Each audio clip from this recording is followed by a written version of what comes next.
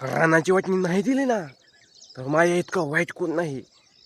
रानाची वाटणी आहे ना, माझ्या माझ्या हक्कानं पण पाहिजे. तर रानाची वाटणी जी आहे ती माझ्या वडीलधाऱ्या माणसाला आणि माणसासारख्या भावाला आणि भावासारख्या वडीलधाऱ्या माणसाला दोन्ही हात जोडून विनंती आहे. रानाची वाटणी 2 पोरं आहे ती तुम्ही जोपर्यंत जिताय तोपर्यंत करूच नका.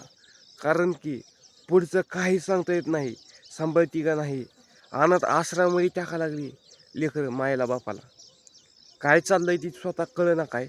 आणि तुम्ही रानात जर त्यांच्या नावावर केली ना तर आपण काय करणार आहे ती स्वतः समजणार नाही. ह्यासाठी सांगतो, जोपर्यंत जित आहे तोपर्यंत मरूस तर पैसा टिकवून ठेवा. कारण की मला माहीत आहे पोरं ना सांभाळत नाही ते आजकाल. आजकाल नुसतं ना त्यांना पैसे पाहिजे. तर रान नावावर केलं ना तर ती पुन्हा बापाला बघत सुद्धा माहिती. म्हणून मी सांगतो, पैसे माझ्या वडीलधाऱ्या माणसानो तुम्ही जवळ ठेवा असं. कारण की पुन्हा याला दुसऱ्याला हात पसरायची पाळी येऊ नये. कारण की आपण जी काय करतो त्याकडे लक्ष द्या. कारण की कोण म्हणणार नाही आपण म्हातारा झाल्यावर धर बाबा तुला पैसे म्हणून 10-15 लाख रुपये जवळ ठेवायचं. लय विचार करायचं नाही. आणि ती पैसे ना आपण मरायच्या अगोदर धर पोरा म्हणून द्यायचं. काय घेऊन जाताना जाणार नाही. पण पैसा असल्यावर ना थोडं नाही लय सांभाळण्याचा प्रयत्न करणार. कधीही खरं आहे. मी म्हणत नाही म्हणून नाही, सत्य परिस्थिती सांगतो. तसं काहीच बी नाही. त्यासाठी ना पैसा आपण जवळ ठेवायचं बघा. पोराच्या अवलंबून राहू नका. कारण की आजच्या जमान्यात पोरं बापाला मायला बघ नाही झाली. त्यांच्या नादात ते येते. त्यामुळे मी सांगतो, संकट काय किती जरी येऊ दे आपल्यापाशी तुम्ही आपण दुसऱ्याला हात पसरायचं. मी पण म्हातारा होणारच आहे. कोण पण म्हातारा होणारच आहे. पण पुढची तयारी ना कायम कधी पण करून ठेवायची. पुढचं लय टकोऱ्यात घेऊन काहीच उपयोग नाही. ह्यासाठी ना आपण काय करतोय त्याकडे लक्ष द्यायचं. दुसरं सांगतील म्हणून नाही. आणि आपल्यावरती पैशाचं नसलं ना कोण म्हणणार नाही का आम्हाला देत नाही पैसे. म्हणून म्हातारपणीची सोय करायची. दुसऱ्या हात पसरायची पाळी येऊ नये. आपण जरी थकून एका कोपऱ्याला बसलो तर कोण लक्ष देणार नाही आपल्याकडं. शेळी भाकर जरी पुन्हा ज्याला पैसे नसल्यावर खाल्ली तर कोणी विचारणार नाही. पोरं पुन्हा ज्याला त्यांच्या वाट्यानं मोठी झाल्यावर आपण आपल्या वाट्यानं त्यांच्यासाठी मायबापानं तुम्ही नाही ते केलं परंतु लक्ष देणार पुन्हा कोणच नाही.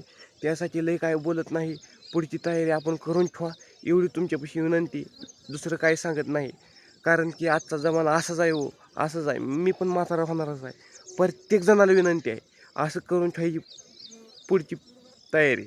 म्हणून 10-15 लाख रुपये जवळ ठेवायचं. संकट आपल्यावर आई आल्यावर विचारणार नाही. शेळी भाकर पाण्यासंग खाल्ली तर ही सत्य परिस्थिती आहे. म्हणणार नाही बापाला पुन्हा ज्याला पोरगं धर बाबा पैसे. त्यापेक्षा तसं नाही. रान जरी नावावर केलं तरी होऊन सुद्धा बघत नाही. ती पुन्हा रंग दावतोय. त्यामुळे ना सत्य परिस्थिती सांगतो. आपण काय करणार आहे त्याकडे लक्ष द्या. लय ताण घेऊ नका. आणि पोराच्या नावावरती रान करताना 10 वेळा विचारा कसं आहे कसं नाही. मरायच्या टायमाला करा. मरायच्या टायमाला 10 दिवस अगोदर करा. मरणार आहे म्हणून पुन्हा विषय संपला. पैसे पण देऊन टाका. काहीच उपयोग नाही. म्हणून आपण तयारीत राहावा. आजच्या जमान्यामध्ये लय जमाना बिघडला आहे. बापाला लक्ष देणारं कोणच नाही. लय काय बोलत नाही. सबस्क्राईब आणि लाईक करायला विसरू नका एका सेकंदात.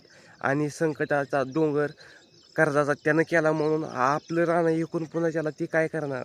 रान अशी 2 एकर जरी रान असलं तरी 1 एकर कर्ज केलं म्हणून घालून टाकेल. त्यापेक्षा नाही. तू कर्ज केलं तू फेड.